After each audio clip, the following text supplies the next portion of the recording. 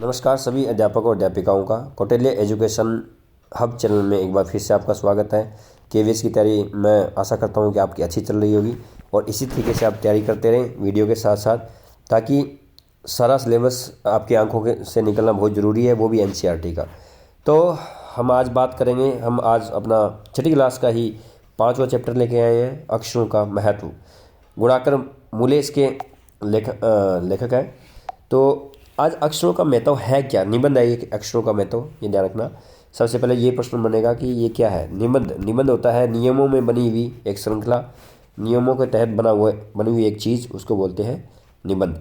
तो पाठ का सार हम थोड़ा देखेंगे पहले स्टार्टिंग में, क्योंकि पाठ के सार में ही सब कुछ आ जाएगा। उसके बाद में हम प्रश्न आंसर करेंगे और हम जैसे हमेशा करते हैं। तो आप मंजिल की तरफ बढ़ते रहिए, हम आपके साथ बिल्कुल रहेंगे, लास्ट तक रहेंगे। तो आप हमारे वीडियो को देखते रहें, लाइक एंड सब्सक्राइब आपका दिल करे तो करते रहें। आपको अच्छी लग रही है हमारी वीडियो तो ज़रूर करें। तो हम चलते हैं आज अपनी पढ़ाई की तरफ। हमारे आसपास जो पुस्तकों का संसार है वह सब अक्षरों से बनी है। ये जो आजकल हमारे आसपास का जो संसार है वो किसका है? पुस्तकों का है। वह सब अक्षरों से बनी हुई है। आज अनेक तरह की पुस्तकें और तरह तरह के अक्षर है। दुनिया में करोड़ों पुस्तकें छप गई और हज़ारों रोज छापी जा रही है। हज़ारों की संख्या में प्रतिदिन अखबार छापे जा रहे हैं। इन सब के मूल में है अक्षर। ये प्रश्न आएगा, ध्यान रखना। यहाँ से पहला प्रश्न बन गया आपका। प्रतिदिन अखबार छापे जा रहे हैं, इनके मूल में क्या है? इनके मूल में है अक्षर। अक्षर और ध्वनि का अंतर पूछेगा, देखना अक्षर क्या होता है और ध्वनि क्या होता है। ध्वनि जो हम बोलते हैं वो अक्षर का रूप ले लेती है। अक्षर जो हम लिखते हैं, अक्षर जैसे क हो गया, ख हो गया, इस तरीके से। तो अब पता चल चुका है कि इन्हें स्वयं मानव ने खोजा है। आज अक्षरों की खोज किसने करी है? मानव ने करी है। लोगों ने पहले कहा कि भगवान की देन होगी, ये होगा। देखो पुराने समय में लोग अक्षरों को क्या कहते थे? अक्षरों के बिना दुनिया में कल्पना करना असंभव है। पुराने समय में लोग अक्षरों को भगवान की देन मानते थे। ये प्रश्न दूसरा बनेगा कि पुराने समय में लोग अक्षरों को भगवान की देन मानते थे या मनुष्य की देन मानते थे। तो ऑप्शन बना देगा मनुष्य की, भगवान की। तो आइए आएगा आपका भगवान की देन। इन्हें स्वयं मनुष्य ने खोजा है। तो ये प्रश्न तीसरा बनेगा, अक्षरों की खोज किसने की थी? मनुष्य, स्वयं मनुष्य ने करी है। आज से करोड़ों साल पहले पृथ्वी पर केवल वनस्पति ही थी। आज ये ध्यान रखना, वनस्पति और जानवर, इसके साथ एक साथ में लिखा था जानवर। तो दोनों ऑप्शन सही होगा, वनस्पति और जानवर। ठीक है। तो करोड़ों साल पहले पृथ्वी पर क्या था? सिर्फ वनस्पति थी। आदमी का जन्म तो बाद में हुआ। धीरे धीरे उसने गाँव बसाए और खेती करना शुरू किया। पत्थरों के औजारों की जगह उसने तांबे और कांसे के औजार बनाए। ये प्रश्न आएगा, ध्यान रखना। ये प्रश्न यहाँ से फिर बनेगा एक कि पत्थर की औजार की जगह उसने किस के धातु के हैं वो औजार बनाए थे? वो तांबा धातु और कांस्य धातु होता है। ठीक है ना। सबसे पहले मनुष्य ने पशु पक्षियों और आदमियों के चित्र बनाकर अपने भाव को व्यक्त किया। ये 5वां प्रश्न बनेगा आपका यहाँ से कि मनुष्य अपने भाव, पहले के टाइम मनुष्य अपने या पुराने समय में मनुष्य अपने भाव है वो किस तरीके से व्यक्त करता था? वह चित्र के माध्यम से। किस तरीके से? चित्र के माध्यम से। पशु पक्षियों, मनुष्यों आदि के चित्र बनाया करता था। उसने व्रत के चारों ओर रेखाएं खींचकर सूर्य का चित्र बनाया था। यानी व्रत गोलाकार में एक चित्र बनाया, वो सूर्य का बनाया था। और इसके भाव संकेत प्रकाश में आए। इससे काफ़ी समय बाद मनुष्य ने अक्षरों की खोज की। अक्षरों की खोज आदमी लिखने पढ़ने लगा और सभ्य कहलाने लगा। तो ये प्रश्न आएगा, आदमी सभ्य कब कहलाने लगा? जब आदमी ने लिखना पढ़ना शुरू किया। लिखना और पढ़ना शुरू किया, तब आदमी सभ्य कहलाने लगा। आदमी के लिखने और सीखने के बाद से ही इतिहास लिखा जाने लगा था। इतिहास से ही मनुष्य जान पाता है कि कुछ हजार साल पहले मनुष्य कैसे रहते थे, वे कैसे काम करते थे, कौन कौन से राजा महाराजा हुए जिन अक्षरों की खोज की, मानव की सबसे बड़ी खोज क्या थी। ये सब इसके बारे में हम आगे नेक्स्ट स्लाइड में देखते हैं। विचार लिखने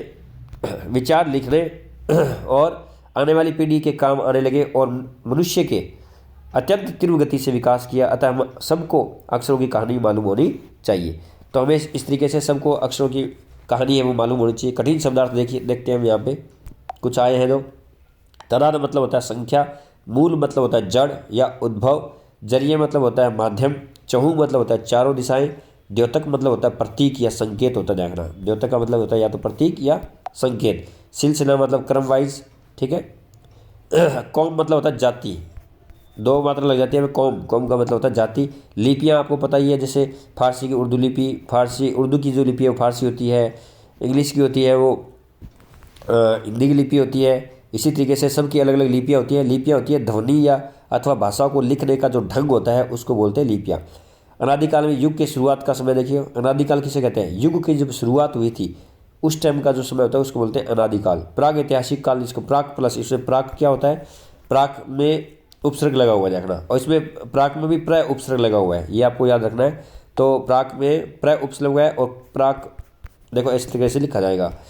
प्राग ऐतिहासिक काल वो होता है इतिहास में वर्णित काल की पूर्व का समय, ठीक है ना। इतिहास से पहले का जो समय होता है उसको बोलते हैं प्राग ऐतिहासिक काल। इसमें एक प्रत्यय भी लगा हुआ है देखना, इसमें बहुत सारी चीज़ें जुड़ी हुई है एक ही शब्द में। तो ये प्रश्न, ये शब्द पूछ सकता है, प्रत्यय उपसर्ग इसमें से कुछ भी पूछ सकता है आपसे।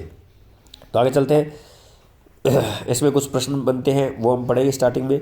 देखो पहला प्रश्न है, पाठ का नाम क्या है और पाठ के लेखक कौन है? पाठ का अक्षरों का महत्व है और पाठ के लेखक है गुणाकर मूले, ये याद रखना। पुराने ज़माने में के लोग अक्षरों की खोज के बारे में क्या सोचते थे, आज के लोग क्या जानते हैं? पुराने ज़माने के लोग सोचते थे कि अक्षरों की खोज ईश्वर ने करी है, लेकिन आज के लोग क्या करते हैं? आज के लोग कह रहे हैं कि जो अक्षरों की खोज है वो मनुष्य ने की है। हमारी धरती कितने साल पुरानी है? ये प्रश्न बहुत इंपॉर्टेंट है। हमारी धरती है वो 5 अरब साल पुरानी है। कितनी अरब साल पुरानी है? 5 अरब साल पुरानी है। ये बहुत ही इंपॉर्टेंट प्रश्न है, पूछ सकता है छोटे छोटे प्रश्न। 10,000 साल पहले आदमी कैसे औजार का प्रयोग करता था? 10,000 साल पहले आदमी पत्थरों के औजारों का प्रयोग करता था, फिर उसने तांबे और कांसे के औजार बनाए। ये प्रश्न बहुत इंपॉर्टेंट है, यहाँ से बनाएगा 100% ध्यान रखना। उसके बाद हम चलते हैं अक्षरों के विकास में दूसरे पड़ाव में। ये पाठ के लेखक नाम आ गया वापिस। मानव सभ्य कब कहलाने लगा? अक्षरों की खोज के जब आदमी ने पढ़ना लिखना शुरू किया था ना, तब वह सभ्य कहलाने लगा था। तो इसमें आएगा अक्षरों की खोज के साथ मानव अपने विचारों और हिसाब किताब को लिख कर रखने लगा, तब से मानव सभ्य कहलाने लगा। यदि मानव अक्षरों की खोज न करता तो हम क्या न जान पाते? यदि मानव अक्षरों की खोज न करता तो आज हम इतिहास को न जान पाते। किसको नहीं जान पाते? इतिहास को। यह भी न जान पाते कि पिछले कुछ हजार सालों में मनुष्य किस प्रकार रहता था, क्या सोचता था, क्या खाता था, वो सब चीज़ें इसमें आ जाएगी। आगे देखिए, मनुष्य द्वारा विचारों को लिख कर रखने से क्या लाभ हुआ? मनुष्य द्वारा विचारों को लिख कर रखने से एक पीढ़ी के ज्ञान दूसरी पीढ़ी में चला गया, ठीक है। इसमें फिर वापस हम ऊपर आते हैं यहाँ पे। तो ये स्लाइड पहली पूरी हो गई है, दूसरे में यहाँ से प्रश्न शुरू करेंगे अभी। तो प्रश्नाभ्यास में देखिए, यहाँ से पहला प्रश्न आपका आता है। तो इसमें देखिए, पाठ में ऐसा क्यों कहा गया है कि अक्षरों के साथ एक नए युग की शुरुआत हुई है? अक्षरों के साथ एक नए युग की शुरुआत हुई है, ऐसा इसलिए कहा गया क्योंकि इसके बाद ही आदमी अपने विचारों और हिसाब किताब को लिख कर रखने लगा, वह सभ्य कहलाने लगा। आदमी जब लिखना शुरू किया तब से इतिहास आरंभ हुआ। ये प्रश्न यहाँ से इसके अंदर से बन जाएगा। आदमी जब लिखना शुरू हुआ तब से क्या प्रारंभ हुआ? तब से इतिहास आरंभ हुआ। अक्षरों की खोज का सिलसिला कब और कैसे शुरू हुआ? ये इंपॉर्टेंट प्रश्न देखना। अक्षरों की खोज का सिलसिला 6,000 साल पहले हुआ था। और देखो, एक तो 5 संख्या 5 आई, एक आ गई 6 आ गई, ठीक है, और एक आएगी अभी आगे जाके 10 भी आएगी, याद रखना। 5 साल 5 वाली बात आए तो धरती अरब, यानी धरती पुरानी थी। हमारी धरती कितने साल पुरानी थी? 5 अरब साल पुरानी थी। जब 6 की बात आए तो ध्यान रखना, अक्षरों को लिखना जब शुरू किया था तब 6,000 साल पहले। इसमें कंफ्यूज नहीं होना आपको। अक्षरों की खोज अनेक चित्रों, संकेतों, भाव संकेतों के अस्तित्व में आने के बाद हुई। अक्षरों के ज्ञान से पहले मनुष्य अपनी बात को दूर दराज तक इलाकों तक पहुंचाने के लिए किन किन माध्यमों का सहारा लेता? चित्र का। मैंने आपको पहले बताया था ना, जब पाठ का सार बताया तब, कि वह चित्र का सहारा लेता था। तो मनुष्य अपनी बातों को पहुंचाने के लिए चित्र के संकेतों का सहारा लेता था, चित्र या संकेतों का सहारा लेता था। ये इंपॉर्टेंट प्रश्न यहाँ से आपका आ जाएगा। उसके बाद में अक्षरों की महत्व की, ध्वनि के महत्व के बारे में ये वाला देखते हैं। अक्षरों के महत्व की तरह ध्वनि के महत्व के बारे में जितना जानते लिखो। मनुष्य अपने भावों और विचारों को भाषा के माध्यम से व्यक्त करता है। ये तो पता ही है। भाषा की सबसे छोटी ध्वनि क्या होती है? छोटी इकाई ध्वनि होती है। भाषा की सबसे छोटी इकाई अगर पूछे तो ध्वनि होती है, और भाषा का सबसे छोटा रूप पूछे तो वर्ण होता है। ध्यान रखना, पहले बता रहा हूँ मैं आपको। ये दोनों प्रश्न टकरा सकते हैं। भाषा की सबसे छोटी इकाई ध्वनि या वर्ण एक ही चीज़ है। ध्वनि के बिना अक्षर और भाषा की कल्पना। और यहाँ एक चीज़ और बता दूँ मैं आपको, भाषा की सबसे बड़ी इकाई पूछे तो वाक्य होता है, याद रखना। भाषा की सबसे बड़ी इकाई आएगी तो वाक्य आ जाएगा, और छोटी आएगी तो ध्वनि आएगा। ध्वनि के बिना अक्षर और भाषा की कल्पना करना ही बेकार है। ये तो बिल्कुल ठीक बात है। मौखिक भाषा का जीवन में क्या महत्व है, इस पर शिक्षक के साथ। मौखिक भाषा तो आपको पता ही, जो हम ओरली बोलते हैं वो भाषा है, तो इसमें इतना कोई खास प्रश्न आने वाला नहीं है। मुझे नहीं लगता इसमें से कोई प्रश्न आएगा। हम वैज्ञानिक खोज की तरह किसी न किसी वैज्ञानिक का नाम जुड़ा जाता है, लेकिन अक्षरों के साथ ऐसा नहीं होता। क्यों? अक्षरों की खोज के साथ किसी वैज्ञानिक का नाम इसलिए नहीं जुड़ा क्योंकि अक्षरों की खोज कई हजार साल पहले भी और धीरे धीरे उसमें अनेक परिवर्तन हुए, इसलिए ऐसा संभव नहीं है। तो आगे हम फिर करते हैं। देखो कुछ लिपियाँ दी है आपको, आप इसमें देख रहे हो। देखो एक तो हिंदी जो है, हिंदी की जो लिपि है वो देवनागरी होती है, पंजाबी की लिपि, आपको लिपियों का ध्यान रखना थोड़ा, ठीक है ना। तो पंजाबी की गुरुमुखी होती है, अंग्रेजी की रोमन लिपि होती है, उड़िया की उड़ियाई होती है, तेलुगु होती है, इन सब की, उर्दू की फारसी होती है। इन सब का आपको देख लेना है थोड़ा सा एक बार, इनमें से प्रश्न आने की पूरी संभावना है। उसके बाद में देखो, पुराने ज़माने में लोग यह क्यों सोचते थे कि अक्षर और भाषा की खोज ईश्वर ने की है? अनुमान लगाओ, बताओ। अक्षर और भाषा की खोज ईश्वर ने की थी। पुराने ज़माने के लोग ऐसा इसलिए सोचते थे क्योंकि वे अपने भावों को केवल किसके माध्यम से करते थे? चित्र व संकेतों के माध्यम से करते थे। अक्षरों के महत्व के साथ ही मनुष्य के जीवन में गीत, नृत्य, खेलों का महत्व है। अक्षरों में समूह है कि मैं बातचीत करके उनके बारे में नई जानकारी इकट्ठी कीजिए। तो ये आपसे पूछ सकते हैं, क्योंकि ये सीबीएसई में एनसीईआरटी में अगर लिखा है तो ऐसी चीज़ें पूछने के ज़्यादा चांस है, ध्यान रखना, ठीक है। तो इसको आप देख लेना एक बार। क्या होता है अगर हमारे पास अक्षर नहीं होते, भाषा नहीं होती? तो आपको ये पता ही है जी, हमारे पास अक्षर और भाषा नहीं होती तो हम आज भी हज़ारों साल पहले अंधेरी दुनिया में भटकते रहते। हम अपने भाव और विचारों को लिख कर, बोल कर व्यक्त नहीं कर पाते, और यह ज्ञान एक पीढ़ी से दूसरी पीढ़ी में नहीं जाता। सीधी सी बात ये है। आगे देखिए, इसी में ये कुछ इंपॉर्टेंट है यहाँ से। वैसे तो संख्याएं संज्ञा होती है, पर कभी कभी ये विशेषण का भी काम करती है। नीचे लिखे वाक्य में देखें, हमारी धरती लगभग 5 अरब साल पुरानी है। कोई 10 साल पहले आदमी ने गाँव में बसाना शुरू किया। ये प्रश्न भी यहाँ से बनेगा, देखना। पहले आदमी ने गाँव को बसाना शुरू किया था कब? 10,000। मैंने कहा था 3 संख्या आएगी। पहली थी 5 साल पृथ्वी से जुड़ी हुई, 6 साल अक्षर से जुड़ी हुई, और 10 साल गाँव से जुड़ी हुई। इस तरीके से याद रखना। इस वाक्य में रेखांकित अंश साल संज्ञा के बारे में विशेष जानकारी दे रहा है, ठीक है। जो साल है वो 5 अरब विशेष जानकारी दे रहे हैं, इसलिए इसे संख्यावाचक विशेषण कहेंगे हम, ठीक है ना। और संख्यावाचक विशेषण का इस्तेमाल उन्हीं चीज़ों के लिए होता है जिन्हें गिना जा सके, जैसे 4 संतरे, 5 बच्चे, 3 शहर आदि। यदि किसी चीज़ को गिना नहीं जा सकता है तो इसके साथ संख्या वाले शब्दों के अलावा मापतोल आदि के शब्दों का इस्तेमाल किया जाता है, जैसे 3 जग पानी दे दो, 1 किलो चीनी दे दो, इस तरीके से। तो वहाँ पर आपका परिमाणवाचक संख्या विशेषण होगा। तो यदि रेखांकित ऐसे हिस्से परिमाणवाचक विशेषण है, क्योंकि इनका संबंध मापतोल से होता है। परिमाण का मतलब ही क्या होता है? मात्रा होता है, ध्यान रखना। तो इस तरीके से ये पूरे किए। देखो इसमें परिमाणवाचक विशेषण, 3 कटोरी, इसमें देखो 3 खीर, 3 कटोरी आ जाएगी, 3 कटोरी खीर। देखो 6 मीटर कपड़ा, 2 कप कॉफ़ी, 2 लीटर दूध, 1 एकड़ ज़मीन, 1 ट्रक रेत, 5 किलो बाजरा, 3 चम्मच तेल। अब आपको ये लग रहा है कि 5 किलो बाजरा जी संख्यावाचक में जाना चाहिए, पर संख्यावाचक में नहीं जाएगा, क्योंकि बाजरे को गिनना बहुत मुश्किल हो जाएगा। जो किलो के बाद अगर कोई चीज़ गिनी नहीं जा सकती है तो ये समझ लेना कि वो परिणामवाचक में जाएगी। अगर वो गिनी जा सकती है, जैसे मैंने कहा 2 दर्जन केले तो आराम से गिन सकते हैं, तो वो किस में जाएगी? संख्यावाचक में जाएगी। तो ये आपका था यहाँ तक। उसके बाद में हाँ, यहाँ से थोड़ा पढ़ते हैं। यहाँ से देखिए, अनादिकाल में रेखांकित शब्द का अर्थ है जिसकी कोई शुरुआत या आदि न हो। अनादि का मतलब होता है जिसकी कोई शुरुआत हो, न कोई आदि में प्रारंभ हो। यह मूल शब्द है, इसके शुरू में कुछ जोड़ने से बना है, इसे उपसर्ग कहते हैं। ये आपको पता ही है, ठीक है। इसमें अन उपसर्ग है, याद रखना। इसमें कौन सा उपसर्ग है? अन। अनादि में कौन सा उपसर्ग है? अन। तो इसी तरीके से ये आपसे उपसर्ग बनवाएगा कि आप अन, अप, इस तरीके से लगा के कुछ शब्द बनाइए, ठीक है। तो इसमें पहला शब्द आप देखो बना सकते हैं। असफल में क्या लगा हुआ है? ए। अनुचित में अन लगा हुआ है। अपरिचित में ए लगा हुआ है। अदृश्य में ए लगा हुआ है। अनावश्यक में अन लगा हुआ है। अनिच्छा में अन लगा हुआ है। मूल शब्द हो गया सफल, उचित, परिचित, दृश्य, आवश्यक और इच्छा। कामयाब, ठीक, जानकर, जो दिखाई देता है, जरूरी और चाहे अभिलाषा। ये आप इनके सॉरी इसके आप अक्षर देख सकते हैं। आगे देखिए, यहाँ से अपनी लिपि के कुछ अक्षरों के बारे में जानकारी इकट्ठी करें जो अब प्रयोग में नहीं रहे। प्रचलित नए अक्षरों का अब प्रयोग में आ गए हैं। तो ये कुछ लिपि के अक्षर दिए हुए हैं, इनको छोड़ दीजिए, आपको उसमें से नहीं पूछेगा। अब देखो, लिखित और मौखिक आपको पता ही है सबको, ठीक है ना। तो अनपढ़ वर्ग लिखित भाषा नहीं समझ पाता है। और अगर पूछे ना कौन सी स्थायी भाषा कौन सी है, एक प्रश्न आया था इसमें, मैं आपको बता दूं लेसन के बीच में, स्थायी भाषा कौन सी है। अगर आपसे पूछेंगे और ऑप्शन देगा आपको कौन कौन से स्थायी भाषा के लिए, एक देगा लिखित, एक देगा मौखिक, एक देगा सांकेतिक। तो आप लिखित में जाओगे, देखना। अगर कोई 4 ऑप्शन देता है तो लिखित इसका सही आंसर होगा, ठीक है।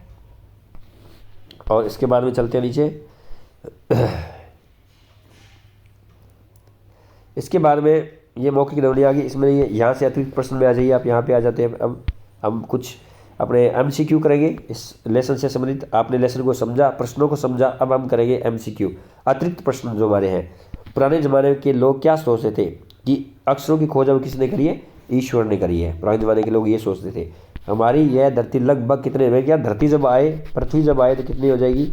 याद रखना 5 अरब साल। कितने हो जाएगी? 5 अरब साल पुरानी है। तो सी ऑप्शन सही हो जाएगा। करोड़ों साल तक एक मिनट, करोड़ों साल तक इस धरती पर किसका राज्य रहा है? करोड़ों साल तक इस पर जानवरों और वनस्पतियों का राज्य। देखो ये जानवर और वनस्पति को एक साथ जोड़ दिया, मैंने आपको पहले ही कहा था जानवर और वनस्पति है, तो ऑप्शन इसमें ख होगा। आदमियों ने कितने समय पहले, ठीक है, इंसानों ने कितने समय पहले गांव में बसना शुरू किया? तो गांव में बसने की बात आ गई तो 10,000 साल पहले शुरू किया था। अक्षरों की खोज के साथ किसकी शुरुआत हुई थी? अक्षरों की खोज के साथ एक नए युग की शुरुआत हुई थी। आगे देखते हैं, इसी में ही ऊपर चलते हैं वापिस। इतिहास को शुरू और मुश्किल समय कितना समय लगा? 6,000 साल। कितने लगे थे? 6,000 साल। इतिहास के पहले के काल को क्या कहा जाता है? प्रागैतिहासिक काल। इतिहास से पहले के काल को क्या कहा जाएगा? प्रागैतिहासिक काल। ये इतिहास से जो पहले का टाइम होता है उसी को कहते हैं प्रागैतिहासिक काल। अक्षरों की खोज करने के बाद प्राचीन मानव जाति का विकास किस प्रकार हुआ था? तेजी से हुआ था। क्या हुआ था? तेजी से। अक्षरों की खोज की है मनुष्य ने करी है। ईश्वर ने तो पुराने लोग मानते थे, लेकिन अक्षरों की खोज सीधा अगर शब्द आए तो आप लिखोगे मनुष्य ने। अक्षरों की खोज लगभग कब हुई थी? देखो मैंने जब कहा था आपको अक्षरों की बात है तो 6 है, ठीक है, पृथ्वी की बात है तो 5, और मानव बने गाँव में बसना कब शुरू किया? तो 10। ये आपको याद रखना है। प्रागैतिहासिक काल। प्रागैतिहासिक काल में मानव ने सबसे पहले अपना भाव कब व्यक्त किया? किताबों के माध्यम से, चित्र के माध्यम से। तो चित्रों के माध्यम से उन्होंने, पहले आपको पता है पहले के ज़माने में लोग हैं वो चित्र और संकेतों के माध्यम से अपने भावों को व्यक्त करते थे। तो ये कुछ MCQ प्रश्न थे। इसमें कुछ और देखते हैं अगर है तो। देखो ये वाला प्रश्न देखते हैं। लिखित भाषा को, मैं तो स्पष्ट कीजिए, लिखित भाषा द्वारा साहित्य भावी पीढ़ी के लिए होता है और लिखित भाषा को स्थायी रूप प्रदान करती है। देखो ये आगे ना, मैंने आपको पहले बताया था, लिखित भाषा है वो साहित्य को हमेशा स्थायी रूप प्रदान करती है। ये प्रश्न आएगा, देखना, बहुत गहरा प्रश्न नहीं आ सकता है। तो प्रागैतिहासिक काल किसे कहते हैं? मैंने आपको बताया था इतिहास के पहले के काल को क्या कहते हैं? प्रागैतिहासिक काल कहते हैं। मानव को सभ्य कब कहा जाने लगा? जब से मानव अपने विचारों और हिसाब किताब को लिखने लग गया तब से। ये तो आपने सबने ऊपर वाली चीज़ सब देख ही लिए। तो मेरे हिसाब से ये बड़ी बड़ी बातें आपकी समझ में आ गई होगी, ठीक है। और इसमें देखो ये आपसे पूछ सकते हैं थोड़ा सा यहाँ से कि निम्नलिखित शब्दों के अर्थ लिखिए। तो तादाद मतलब संख्या होती है, द्योतक मतलब सूचक होता है, प्रतीक होता है, सिलसिला मतलब क्रम होता है, अनादिकाल जो मतलब सदा से चला आ रहा हो, ये सब होता है, ठीक है। लेखक ने प्रकृति के अक्षर किन्हें का है? लेखक ने प्रकृति के अक्षर चट्टान के टुकड़ों का है, वृक्ष को का है, पहाड़ों का है, नदियों का है, समुद्र को का है। ये सब चीज़ आप यहाँ से देख लोगे। तो मेरे हिसाब से बड़ी बड़ी चीज़ें आपको समझ में आ गई। ये वही प्रश्न है, वही इतिहास कब से प्रारंभ हुआ, उससे टाइम क्या, किस भाषा का प्रयोग होता था, वो सारी चीज़ इसके अंदर आ गई है मेरे हिसाब से बड़ी। तो आप आज के लिए इतना ही, क्योंकि वीडियो बहुत लंबा हो जाएगा और एक लेसन हम रोज़ कंप्लीट कर रहे हैं। आप इसी तरीके से तैयारी करते रहें, हम आपके लिए वीडियो लेते आते रहेंगे। और कोई आपको कमेंट करना है तो आप वीडियो में कमेंट करिए, हम उस चीज़ के लिए आपके लिए और प्रयास करेंगे। तब तक के लिए नमस्कार। वीडियो को देखते रहें, लाइक और सब्सक्राइब करते रहें। धन्यवाद।